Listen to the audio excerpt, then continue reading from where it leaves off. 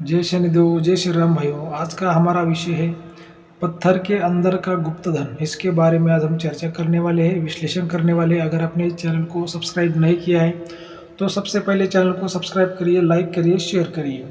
Channel का जो संदेश है भाई, धर्म के खिलाफ, कानून के खिलाफ कोई भी काम मत करिए भाइयों। आज का जो विषय है पत्थर के अंदर का गुप्त धन। आपने आज तक सुना होगा कि भाई पत्थर के नीचे गुप्त धन होता है, जमीन के अंदर गुप्त धन होता है, या फिर किसी खंडर में गुप्तधन होता है। लेकिन पत्थर के अंदर का गुप्तधन ये अभी आप पहली बार सुन रहे होंगे, या फिर जो बड़े बड़े जानकार लोग हैं उनको तो ये बातें मालूम होती, लेकिन जो आम लोग होते हैं उनको ये बातें ज़्यादा मालूम नहीं होती। लेकिन पत्थर के अंदर भी गुप्तधन होता है। आज का वीडियो बहुत ही महत्वपूर्ण जानकारी भाइयों, ध्यान से सुनिए, पूरा देखिए। तो देखिए, गुप्तधन के बारे में आपने बहुत सी कहानियाँ सुनी होगी कि गुप्तधन होते हैं, उस पर शक्तियाँ होती है, टोटके होते हैं। और मैं आपको हमेशा एक सावधान करने की एक महत्वपूर्ण आपको मैं बार बार जानकारी देता हूँ कि जो अफवाह होती है या अंधश्रद्धा होती है उसकी आप शिकार ना बनिए। हमेशा जागरूक रहिए, सावधान रहिए और अच्छा गुरु करिए, अच्छे गुरु से ज्ञान लीजिए। क्योंकि आप जब गुरु करते हो आपको तब सही आपको ज्ञान मिलता है, तब तक आपको सही ज्ञान नहीं मिलता। तो भाइयों, क्या होता है कि पत्थर के अंदर भी गुप्तधन होता है, छोटा भी हो सकता है, बड़ा भी हो सकता है। क्या है कि अभी ये पत्थर के अंदर के जो गुप्तधन होते हैं वो खासकर जो पहले ज़माने में जो बंजारन लोग रहते थे जंगल में, या फिर जो गाय चराने वाले जो लोग रहते थे जंगल में, वो खासकर उनके होते, या फिर जो आदिवासी लोग पहले ज़माने में जंगल में रहते थे उनके वो गुप्तधन होते हैं। क्योंकि क्या हो जाता है कि पत्थर के अंदर जो लोग धन रखते थे पहले ज़माने में, तो वो कोई बड़ा ठाकुर शाहूकार ऐसा धन नहीं रखता। जो छोटे मोटे लोग हैं, जो उनका सोना चांदी है, कोई चुराना लेके जाए कहीं पर, वो काम पर जाते थे, गाय चराने को जाते थे, या फिर किसी गांव में काम करने को जाते थे, तो जो जंगल में रहने वाले लोग क्या करते थे कि पत्थर के अंदर धन को रखते थे जगह करके, भाई किसी को पता ना चले कि इसके अंदर धन है, कोई लेके ना चला जाए। ऐसे अलग अलग जो लोग हैं वो दिमाग लगाते थे। अलग अलग जो लोग थे पहले ज़माने के, बहुत होशियार थे।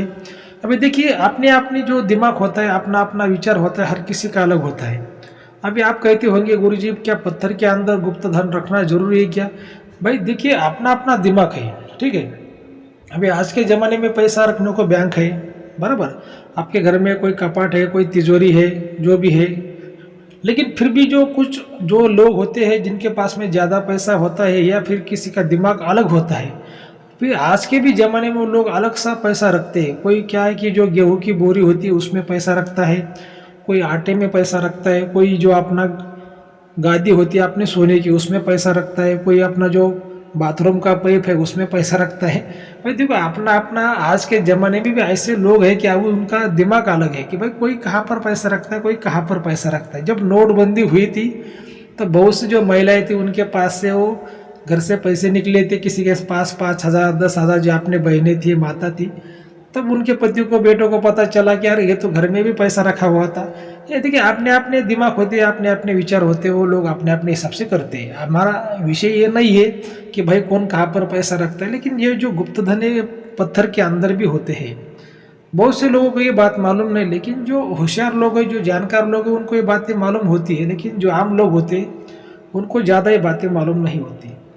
तो ये ऐसे धन होते हैं भाइयों। देखिए, धन को मिलना इतनी कोई आसान बात नहीं होती। जो आप देखते, कोई तांत्रिक बोलता है भाई मैं चुटकी में धन को निकाल दूंगा, ये करूंगा, वो करूंगा। देखिए, धन कभी भी चुटकी में नहीं निकलता, कभी गड्ढा खोदने से भी नहीं मिलता। धन के लिए आपका नसीब प्रबल होना बहुत ज़रूरी है।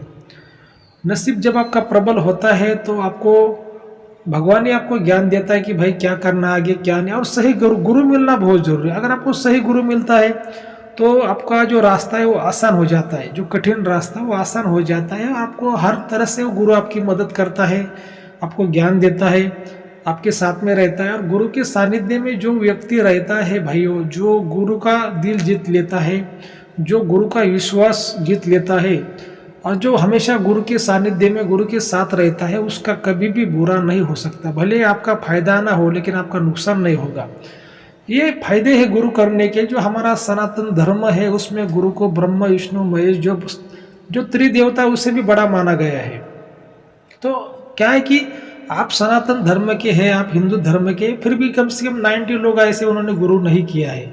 इसी वजह से गुरु करना चाहिए, और गुरु ऐसा करना चाहिए कि उसके पास सही ज्ञान हो। ठीक है। जो आप गुरु करते हैं उसके पास में भी सही ज्ञान हो, उसके पास में इंद्रजाल विद्या का ज्ञान हो, उसके पास में आघुरी विद्या का ज्ञान हो, उसके पास में नारायणी विद्या का भी ज्ञान हो। ऐसा जो ज्ञानवान वो जो गुरु है उसके पास सभी विद्याओं का ज्ञान है, ऐसा गुरु करना चाहिए। नहीं तो कभी कभी क्या होता है कि किसी के पास में नारायणी विद्या का ज्ञान है तो आघुरी विद्या का नहीं है, इंद्रजाल विद्या का नहीं है। किसी के पास इंद्रजाल विद्या का है तो नारायणी विद्या का नहीं है। तो दोनों भी विद्याओं का ज्ञान हो, ऐसा ही गुरु करना चाहिए। मैं नहीं करता कि भाई मुझे गुरु करो, किसी को भी गुरु करो, आपको जो व्यक्ति अच्छा लगता है, लेकिन उसके पास उतना ज्ञान होना चाहिए। ठीक है, ये मेरा आपको कहना है। अभी ये पत्थर के अंदर के भी गुप्तधन होते, आपको ये आज बात पता चली होगी। और ये किसके होते, जैसे मैंने आपको बता दिया कि बंजारन के जो गाय चराने वाले लोग, आदिवासी लोग, जो जंगल में पहले ये लोग जो पहली जातियाँ जंगल में रहती थी, तो उनके धन होते हैं। ठीक है, अब ये बातें पहले ज़माने की 100, 200, 300 साल पुरानी ये बातें रहती। अभी तो ये ज़माने में सभी लोग शहर में रह रहे, गाँव में रह रहे, इतना कोई जंगल में अभी नहीं रहता। ये बातें पहले ज़माने की है, तो ये बात को आपको ध्यान में रखना है। लेकिन बहुत से लोग मुझे पूछते हैं गुरुजी कि हमारे घर में ऐसा है, हमारे घर में वैसा है, धन की शक्ति है, संकेत देती है, बातें करती है, सपनों में संकेत देती है। ऐसे बहुत से जो लोग हैं मुझे पूछते हैं। लेकिन भाई इसमें क्या होता है कि भले आपको कितनी शक्ति संकेत दे, ये दे, लेकिन नसीब में योग है कि आपको ये भी बात को ध्यान में रखना होता है कि भाई आपके नसीब में कौन सा योग है। जब तक इसके लिए जब तक आपका नसीब प्रबल नहीं होता, नसीब आपका साथ नहीं देता और सही गुरु का आपको ज्ञान नहीं मिलता, तब तक ये बातों में लाभ नहीं होता।